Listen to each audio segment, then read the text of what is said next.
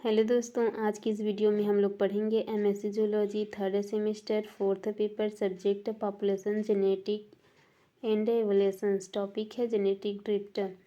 Synopsis देखते हैं। Introduction, definition, characters of genetic drift, types of genetic drift, bottleneck effect, founder effect, gene frequency, standard deviation, allele time फिक्सेशंस, effective populations, conclusion, reference.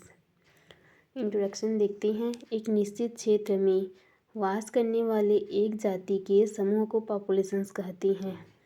कोई एक fix area रहेगा, उसमें एक ही जाति के जीव रहेंगे, उसको क्या कहेंगे? पॉपुलेशंस। इस समिष्ट के सदस्यों में प्रेजेंट जीन को पूल कहते हैं।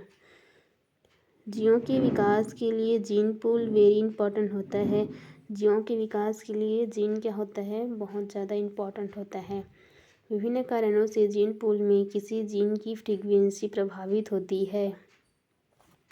किसी रीजन की वजह से जीन की जो फ्रीक्वेंसी होती है वो प्रभावित होती है। किसी समिष्ट में जीन्स अनुपात में विचलन उत्पन्न होना जेनेटिक ड्रिफ्ट कहलाता है। जो जीन है उसके अनुपात में चेंज हो जाएगा, वही जीन जेनेटिक ड्रिफ्ट कहलाता है। किसी रीजन की वजह से उसमें चेंज आ जाता है। किसी जीव का विलुप्तीकरण, वातावरणीय प्रभाव, उत्परिवर्तन, पृथक्करण, पुनर्संयोजन आदि जेनेटिक ड्रिफ्ट के कारण हैं, बट यह प्राकृतिक वर्ण के कारण कभी कभी नहीं होता है। जेनेटिक ड्रिफ्ट के सेवेल राइट इफेक्ट भी कहा जाता है। जो जेनेटिक ड्रिफ्ट होता है उसे सेवेल राइट इफेक्ट भी कहा जाता है। अगला है डेफिनेशन। जेनेटिक ड्रिफ्ट एक ऐसा प्रोसेस है जिसमें generation to generation sampling error के परिणाम स्वरूप पॉपुलेशंस के भीतर एलील की फ्रीक्वेंसी में चेंज होता है। यह रेंडमली एंड स्मॉल फॉर्म में होता है। इसे 1930 में सेवेल राइट ने दिया था, इस कारण इसे सेवेल राइट इफेक्ट भी कहा जाता है। ठीक है, अगला देखते हैं। Characters of genetic drift. Occur घटित होना इन स्मॉल पॉपुलेशंस। ये लार्ज पॉपुलेशंस में भी होता है, लेकिन हम लोग स्मॉल पॉपुलेशन में इसको ज़्यादा अच्छे से देख सकते हैं। रैंडम इवेंट, ये अचानक घटित होने वाली घटना है। डायरेक्शन लेस, इसका कोई डायरेक्शन नहीं होता है। Change the allele frequency,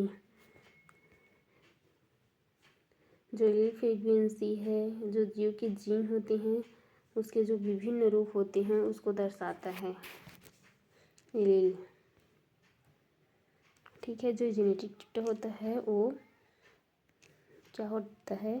small populations में होता है, रेंडमली अचानक होने वाली घटना है और डायरेक्शन लेस होता है। एलील की फ्रीक्वेंसी में चेंज होता है। अगला है types of genetic drift. Genetic drift को समझने के लिए इसे मेनली 2 टाइप्स में डिवाइड किया गया है, बॉटलनेक इफेक्ट और फाउंडर इफेक्ट। पहला देखते हैं बॉटलनेक इफेक्ट। बॉटलनेक इफेक्ट को समझने के लिए हम एक एक्सपेरिमेंट करते हैं, ठीक है, जिसमें हम एक बॉटल लेते हैं एंड उसमें 3 blue, black and pink colours के बॉल लेते हैं एंड उसमें नीचे एक बीकर लेते हैं। अब इस बीकर में जब हम उस बॉटल में ड्रिफ्ट करते हैं तो उस बॉटल के नेक से बॉल निकलना स्टार्ट हो जाता है, जिससे कुछ बॉल निकल करके बीकर में आ जाता है एंड कुछ बॉल बीकर के नेक के पास आकर के फंस जाते हैं और निकल नहीं पाते हैं। उसका डायग्राम है, देखिए हमने एक बॉटल लिया है और उसमें 3 टाइप्स के कलर वाले बॉल लिए हैं, ब्लैक, ब्लू और पिंक कलर की। ठीक है, फिर उसको जो बॉटल के नीचे में एक बीकर रखते हैं और बॉटल को ड्रिफ्ट करते हैं, मोड़ते हैं, तो क्या होता है, कुछ बॉल्स उसमें से निकल करके बाहर आ जाते हैं और कुछ नेक के पास रुक जाते हैं। मान लेते हैं कि जो ब्लू और ब्लैक एंड पिंक कलर्स के बॉल जो हमने लिए थे उसमें से केवल ब्लू एंड पिंक कलर्स के ही बॉल बॉटल से बीकर में निकल पाते हैं and pink and black colour के बॉल नहीं निकल पाते हैं। इस एक्सपेरिमेंट से जो बॉटल लिया था उसे हम इन्वायरमेंट मानते हैं। ठीक है, जो बॉटल लिए हैं वो क्या है, एक प्रकार का इन्वायरमेंट है जिसमें 3 टाइप्स के जीव कलर्स के जीव सर्वाइव कर रहे हैं। 3 टाइप कलर्स के जीव उसमें सर्वाइव कर रहे हैं, है ना। उसको हम बॉटल को डिप्ट कर रहे हैं और उसमें से कुछ निकल करके बाहर आ जा रहे हैं, मीन्स सर्वाइव करके आगे अपना पॉपुलेशन बढ़ा रहे हैं। एंड इसके अंदर जो बॉल है उसे हम रेयर ऑफ एलिलिया जीनोटाइप है मान सकते हैं। ठीक है, इस बॉटल का जो नेक होता है वह छोटा होता है जिसमें से कुछ बॉल आकर के फंस जाते हैं जहाँ पर इवेंट होता है, जिसे बॉल नेक इवेंट कहते हैं। जिसे कुछ ही पॉपुलेशन सर्वाइव करके विकर में आते हैं उसे सर्वाइविंग पॉपुलेशंस कहते हैं। क्योंकि जितने भी बॉटल के अंदर हमने बॉल रखा है वो सब तो नहीं आ जाते हैं, है ना, कुछ ही आ पाते हैं, तो क्या होंगे, सर्वाइवल पॉपुलेशन होंगी जो सर्वाइव करके अपना पॉपुलेशंस आगे बढ़ा रहे हैं, जिसे सर्वाइविंग पॉपुलेशंस कहते हैं। In the bottle neck event के कारण बाकी पॉपुलेशंस की डेथ हो जाती है। जो बॉटल के अंदर है वो लोग सर्वाइव नहीं कर पाते हैं, है ना, इसलिए उनकी डेथ हो जाती है। यह event hunting, natural disorders and habitat fragmentation हो सकता है, जिसके कारण कुछ ही पॉपुलेशन सर्वाइव कर पाते हैं एंड बाकी की डेथ हो जाती है। इस एक्सपेरिमेंट से हमें यह ज्ञात होता है कि variation less in surviving populations means इसमें जो सर्वाइविंग पॉपुलेशंस होता है वे विकर में वेरिएशन लेस होता है, जो बदलाव में अपने आप को ढाल पाते हैं वही सर्वाइव कर पाते हैं, वरना बाकियों की डेथ हो जाती है। Not avail extra genotype of origin population means यहाँ ये नहीं बताती है कि इसका जो ओरिजिनल पॉपुलेशन जो था वो बॉटल में है या वहाँ क्या है। ठीक है, इस प्रकार से बॉटल नेक इफेक्ट को समझा जा सकता है। एग्जाम्पल के लिए अब एग्जाम्पल देखते हैं हम देखते हैं कि शीतोष्ण कष्टबंधीय क्षेत्र में जो समुद्रीय सील होते थे, ठीक है, पहले उनकी संख्या 1,50,000 के आसपास थी, बट इन सीलों की अनियमित शिकार के कारण इनकी संख्या घट करके ओनली 50,000 ही रह गई थी।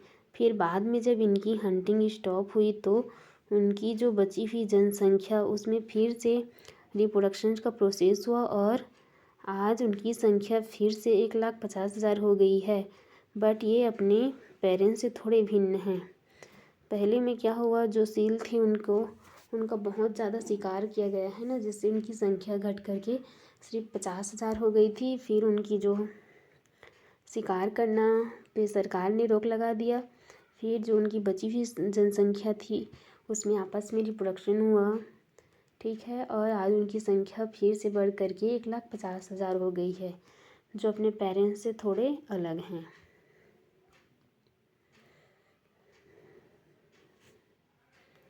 क्योंकि जनरेशन टू जनरेशन कुछ ना कुछ चेंजेस होते रहते हैं।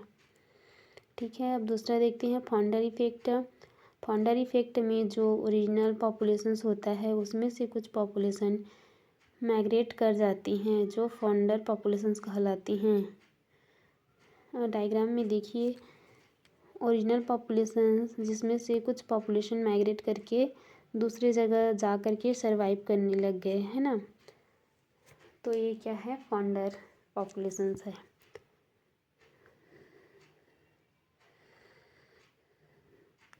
इस प्रकार से bottleneck effect and founder effect की हेल्प से हम जेनेटिक ड्रिफ्ट को समझ सकते हैं। अगला है जीन फ्रीक्वेंसी। सूत्र है PL=QL=0.7। ये फर्स्ट जनरेशन है, ठीक है, जहाँ पर P एंड Q बराबर gene frequency, L and small a बराबर एलील। अगला है स्टैंडर्ड डिवीज़न।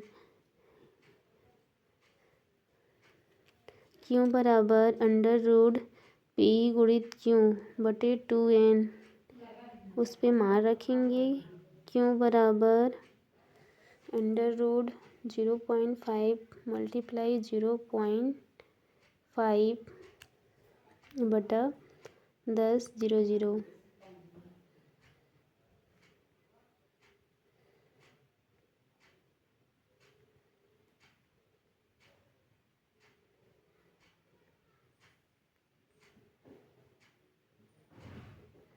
आगे देखते हैं एलील टाइम फिक्सेशन।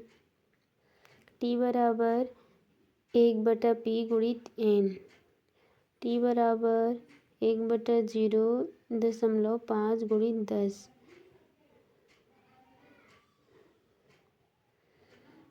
T बराबर 20 जनरेशन।